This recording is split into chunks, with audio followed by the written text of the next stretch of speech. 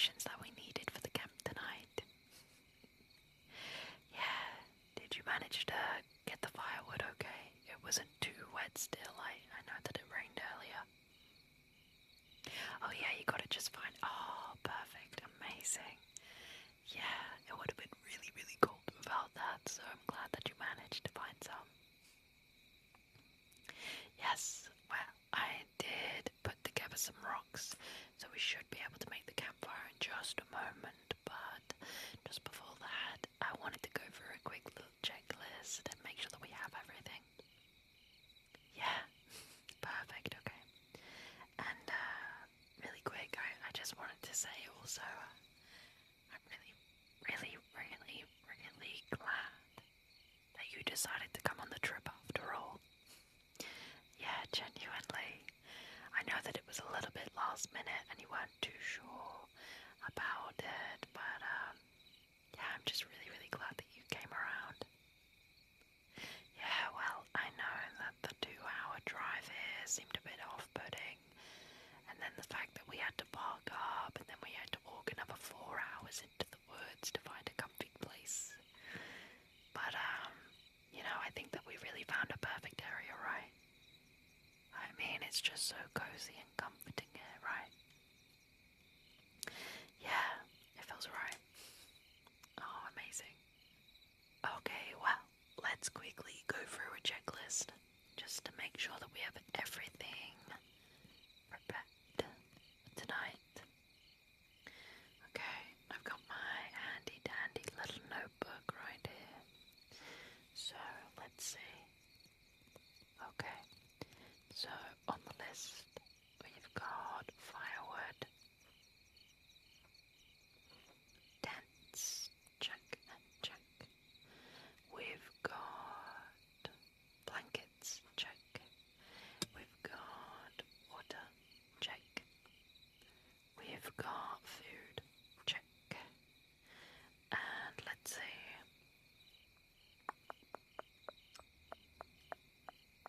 So, I think that there was just a few other things that we needed.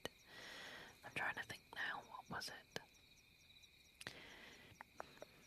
I mean, we don't have any source of power out here, and our phones don't even have service, so I mean, you know, being able to charge them is practically useless. I mean, I don't think that we'll need our phones anyway, you know. We're probably all alone out in the woods. All alone. Oh no, I'm not trying to scare you. No. I think it's quite fun, don't you? I mean, being perfectly honest with you, I didn't do too much research about the woods before I decided that we should come here. I sort of just looked on a map, saw the location, and I thought, you know what? This will be the perfect place. Yeah, I didn't even really check if it's allowed to, you know, for campers to be here, but I just thought that would be a part of the fun. You don't mind, do you? No, it's okay. Oh, amazing.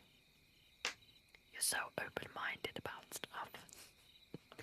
Perfect. Well, seeing as we don't need our phones anyway and we've got nature on our side, perhaps we should get the fire started. And then maybe we could tell a spooky story or something.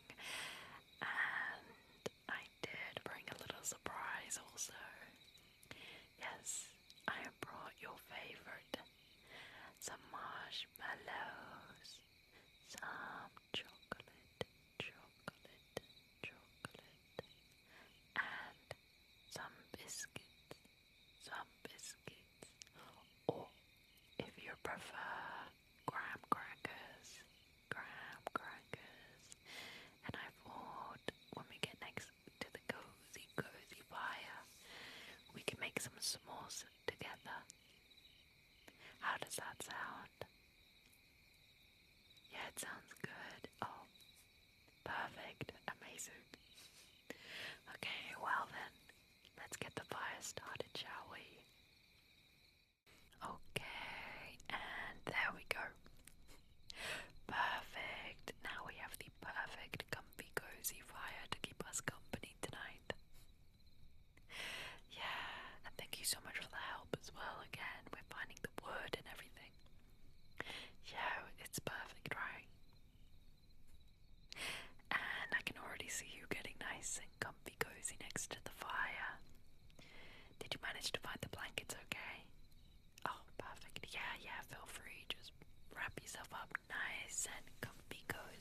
side of the blanket. Perfect. Well, now that we have the fire ready and the tent is all set up, we've got food, water, and the s'mores that I promised. I think that we are just about ready to settle in for the night. But I did mention about telling some scary stories, right? And I always fulfill a promise. So, make sure that you're nice and comfy, cozy underneath your blanket, your warm blanket. And let's get you ready to be scared in the woods. Okay, I'll stop. But I really do want to talk about this story that I read online. Yeah, I don't know if you've heard of it before, but I think that it'll be perfect for tonight. Okay, well, this story starts in a forest, much like the forest that we're in now. It was dark and misty as someone was walking through it, crunching against the leaves on the forest floor as they walked by. It was so dark that they needed a torchlight to be able to see in front of them with the tall and slender trees surrounding their vision. It was difficult to know which way they'd even come from originally, let alone why they had even come in the first place. As a mysterious character walks through the woods, crunching against the leaves, they stop. Did you hear that? A sound in the night. Something not even human. But they couldn't stop. They had to keep walking. And so they did. And as they continued on and on into the woods, against the crunching leaves, they found it. An abandoned house in the middle of the forest. As they began to stare in awe, they heard it again, a mysterious humming noise. And they fled into the house, terrified of what awaited them against the tall, slender trees. As they got up to the door, they looked inside but couldn't see anything. No lights. Nothing. They twist open the door handle and step inside freely.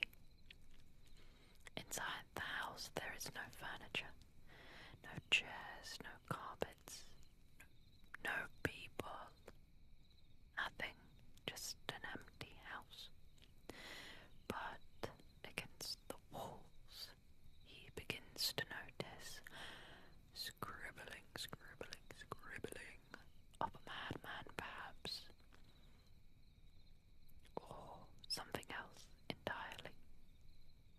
As he looks closer and closer towards the wall, begins to notice the same scribbled text over and over again.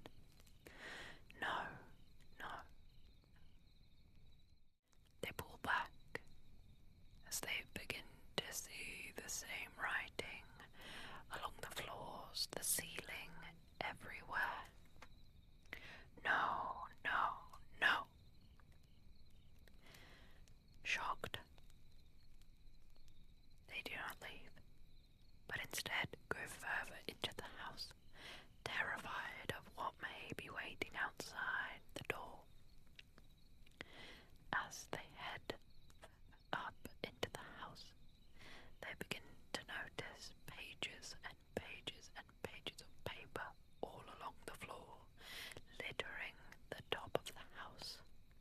same writing.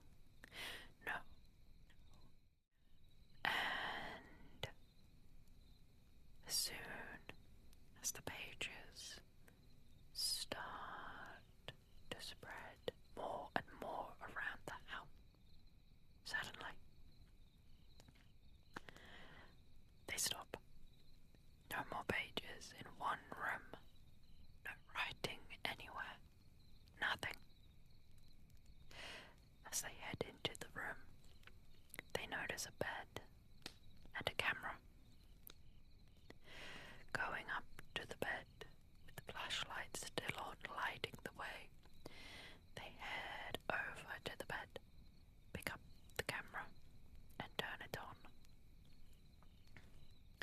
On the camera, they see footage of someone much like themselves inside of the woods, but instead of peacefully wandering through a curious home, they're running through the woods, panting, panting, crunching, crunching, crunching against the leaves. Breathless, the person is sprinting, rushing, moving so fast through the woods, being chased presumably by what? Who knows? As the camera pans down to the person's hand, we begin to notice the same scrolling, scrolling, scrolling, scrolling text, reading no, no, no, no, all along his arm. It appears that we found the culprit. However, as the video continued, we begin to hear the humming noise again. A trick of the ear, perhaps. Is it on the camera, or is it in the real world? Soon, the video gets closer and closer and closer to the end, as we see this man running for his life, until finally he stops. He lifts up the camera, and as he slowly brings it up, we finally see it. A tall and slender man stood a few feet away from this man in a tailored suit. He is almost as tall as the trees around him.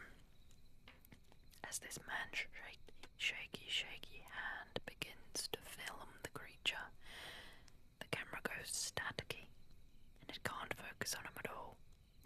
The final bit of the video that the man is able to see is the camera being dropped, as long tendrils begin to envelop the man holding the camera, and soon the footage stops altogether.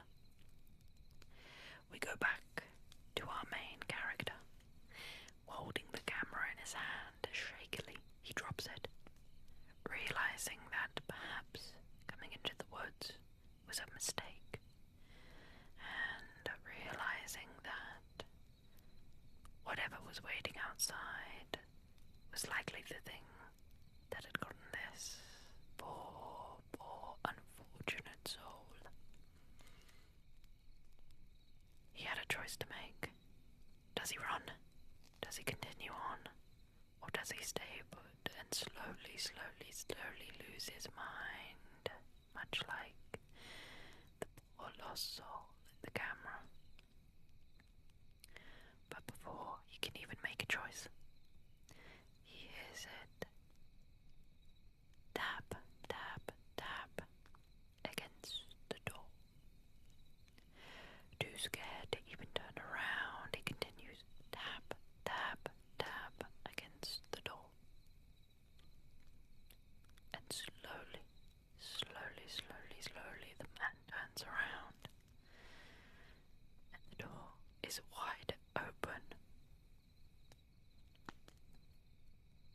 Unsure of what to do, he grabs his flashlight back, and he runs.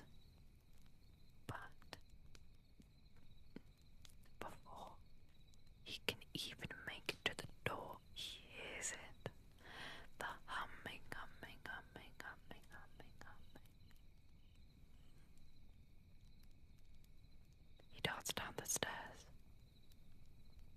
past all of the previous pages. The scrawling on the wall, the scrawling on the ceiling, and the scrawling on the floor. And just as he's about to make it to the front door, he stops, dead in his tracks, as he begins to see long, dark tendrils beginning to head into his vision from behind. And he knows that its time is nearly up.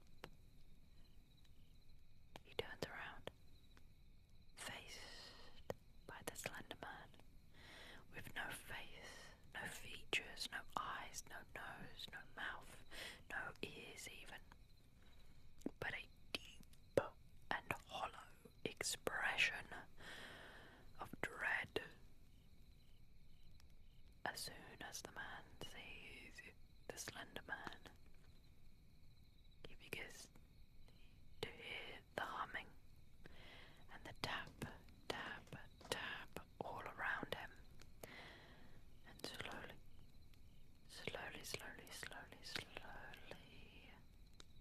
everything begins to fade to black as the tall and slender creature inches closer and closer and closer and closer until finally, snap! And that's it. What did you think? Have you heard about the Slender Man before? Well, I read it online and I don't know, I thought it was quite fun. Yeah, I mean, don't get me wrong, I don't actually believe in the Slender Man or anything, obviously. Oh, I mean, come on, it wasn't that scary. Yeah, well, you know, I'm sure it'll be just fine. I'll make sure that I sleep extra close to you tonight, okay? Did you think that I was a good storyteller at least? Yeah, well, anyway, I have some s'mores that I promised. Give me just a second, and I'll quickly get them out of my bag, okay? Let's see. And, oh. That's weird. I don't know how this got in here.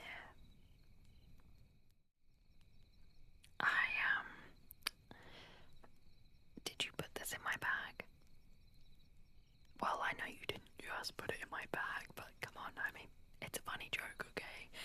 I don't even know how you managed it because, you know, I only just told you the story.